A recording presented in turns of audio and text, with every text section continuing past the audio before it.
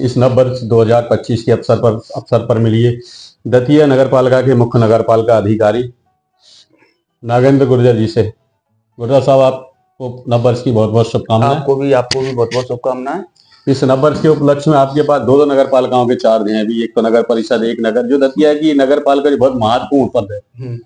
तो क्या लग रहा है आपको, किस प्रकार शुरुआत करेंगे और क्या क्या योजनाएं चल रही है अभी अगर दतिया की बात करते हैं अपन, तो दतिया में अमृत 2.0 के तहत बहुत सारे काम चल रहे हैं। जैसे सीवरेज का काम है, वाटर सप्लाई का काम है, और SDRF के तहत कई ड्रेनेज और नालों का काम चल रहा है, बड़ी तेजी से चल रहा है वो। और आगामी इस आज से जैसे नव वर्ष प्रारंभ हुआ है, तो बाकी तो सारे जो रेगुलर वर्क हैं वो चलते ही हैं, लेकिन हमारा सबसे विशेष फोकस रहेगा दतिया में थोड़ा साफ सफाई को लेकर। जी, थोड़ा वो इशू ज्यादा नहीं, ये देखा है मैंने, अभी ठंडी सड़क से आ रहा है तो ये बहुत काफी जब मैं रात में आया था मुझे लग रहा था ये गंदी सड़क हो गई, लेकिन अब देखा हमने, कहा आज तो वापस झाड़ वगैरह साफ सफाई शुरू हो गई है, तो लगा फिर मुझे आपकी याद आई। रेगुलर झाड़ कटाई अभी हमारी ठंडी सड़क पर ही चल रही है पिछले तकरीबन समझो 7-8 दिन से। जी, आपने आज से 10 दिन पहले देखा होगा जब कुछ और नजारा होगा। और नहीं, मैं जब दतिया से आया था वही, लेकिन मैं रात को सोचते चला आ रहा था, 11 बजे मैं दतिया पहुंचा तो हमने कहा ये ठंडी सड़क इतनी अच्छी, सबसे बेस्ट होंगे, लेकिन अब गंदी सड़क वापस होने जा रही है। लेकिन जब मैंने अभी दिन में देखा तो मैंने कहा नहीं, वापस CMO साहब आ गए हैं कुछ नया करने के लिए। हमने सभी तरफ करवाई है साफ सफाई, और वो झाड़ झक्कड़ थोड़े से उग जाते हैं बारिश के समय में, क्योंकि उधर ठंडी सड़क की समस्या क्या है कि ठंडी सड़क के आसपास पूरी शासकीय भूमि और ओपन लैंड है जी, वो आबादी या उधर बस्ती नहीं है रोड के आसपास जी, तो वो झाड़ झक्कड़ और वो तो उगना स्वाभाविक है जी। लेकिन अभी हमारा पिछले 1 वीक से उसी रोड पर ही काम चल रहा है। अच्छा, 26 तारीख तक जन कल्याण कार्यक्रम चल रहा है आगामी, तो इसमें क्या क्या करवा रहे हैं, किस प्रकार समस्या? इसमें हमारे बाकायदा शिविर चल रहे हैं सभी वार्डों में, और जो उसमें 2 तरह की स्कीमें सम्मिलित की हैं माननीय CM साहब ने। एक तो है लक्ष्य आधारित योजना, जिसमें जो लक्ष्य है उसके हिसाब से हमें पूर्ति करना है, और दूसरी स्कीम है सेवा, जो सर्विसेज हम देते हैं, जिसमें जन्म मृत्यु है, हैंड पंप है, पेंशन्स हैं बहुत सारी, और उनके लिए हम कैंप के साथ साथ हम डोर टू डोर भी करवा रहे हैं। वेरी गुड, जिससे कि सैचुरेशन की स्थिति में 26 जनवरी तक हम लोग आ सकें जी। अच्छा, CM हेल्पलाइन में क्या नंबर चल रहा है आपका? CM हेल्पलाइन में जब से मैं आया हूँ हमारी एक ग्रेड में आ रही है नगर पालिका, 80-85% तक हम अचीव कर रहे हैं। अच्छा, ये भांडर में क्या व्यवस्था कर रखी है आपने? यही सेम व्यवस्था भांडर में, यानी दोनों जगह सेम व्यवस्था? हाँ, सेम व्यवस्था है। इस नव वर्ष पर देख रहे हैं आपके चेहरे पे 2 नगर पालिका, जबकि दतिया की नगर पालिका को बहुत टफ माना जाता है, शिकन नहीं दिख रही है। हाँ, तो टफ तो है, आई एग्री, बस थोड़ा सा मेहनत ज्यादा हो जाती है। मेरी जॉब सवेरे 9 बजे से स्टार्ट होती है और रात को 9 बजे तक चलती है। 12 घंटे की नौकरी कर रहा हूँ मैं। यानी 9 ज्यादा नहीं हो गया? कुछ हो रहा है ना, क्योंकि सुबह 9 बजे से मेरी भांडेर की पेशी चालू होती है 10 साढ़े 10 बजे तक जी। फिर मैं वहां से खा पी के निकलता हूँ, फिर यहाँ आता हूँ, फिर यहाँ नौकरी चलती है मेरी 6:30 और 7 बज जाते हैं। 7 बज जाते हैं, फिर वहां पहुंचता हूँ तो फिर 9 बज जाते हैं। नहीं, पहुंचते क्या, जब वहां पहुंचता हूँ तो फिर वो वहां भी फाइलें और बहुत सारी डाक और वो देखना पड़ती है शाम को, तो फिर वहां देखता हूँ जी। अच्छा, इस आज की युवाओं को क्या करना चाहिए, खास करके दतिया के स्वच्छता मिशन को लेके, क्योंकि ऐसी व्यवस्था होनी चाहिए कि लोग अपनी रिस्पॉन्सिबिलिटी समझें।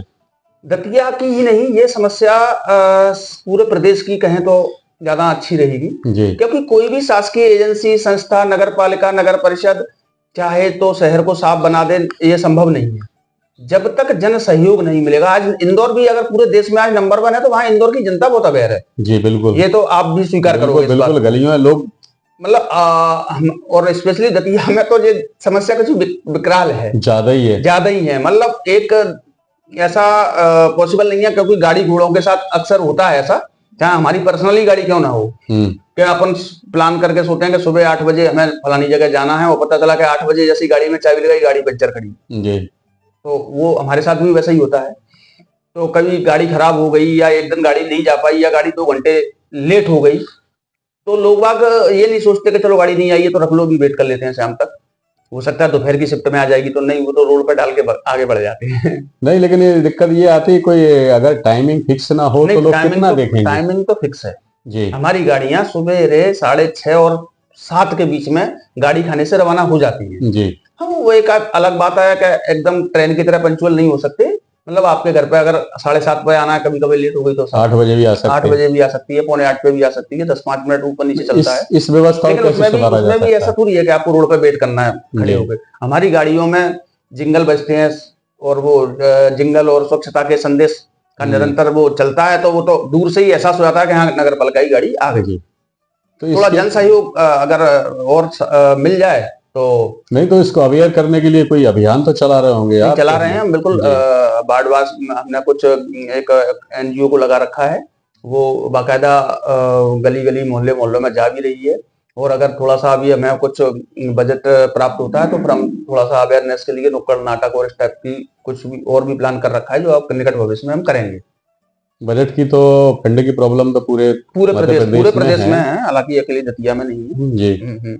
तो ऐसे में कैसे मैनेज कर रहे हैं आप? क्या कर्मचारी जितने जो रिसोर्सेस और संसाधन हैं उन्हीं का बेहतर तरीके से उपयोग करके बस काम चला रहे हैं। नहीं, दतिया तो एक बड़ी नगर पालिका है, यहाँ तो टैक्स वगैरह ये वसूली वगैरह ये सब कुछ टैक्स कलेक्शन पर भी मैंने फोकस किया है, और जो टैक्स कलेक्शन वाले जो हमारे कर्मचारी हैं उनको भी टारगेट दिए हैं। टारगेट उनमें 50% लोगों ने टारगेट अचीव किया, जो मेरी प्रोग्रेस दिख भी रही है प्रदेश स्तर पे, और 50% हमारे ऐसे कर्मचारी थे कि जिनकी प्रोग्रेस नहीं देखी, तो उनका वेतन भी रोका है मैंने अभी तक। मतलब अभी नवंबर का वेतन अभी तक नहीं डाला उनका। Very good. और रहा सवाल वसूली का, तो दतिया पे जिस दिन मैंने ज्वाइन किया था तो हमारी पाक्षिक बीसी होती है विभाग की जी, तो पाक्षिक बीसी में दतिया हमेशा बॉटम 1 या बॉटम 2 में रहती थी। अभी लास्ट थर्सडे को हमारी बीसी हुई थी, चतुर्थ गुरुवार को जी।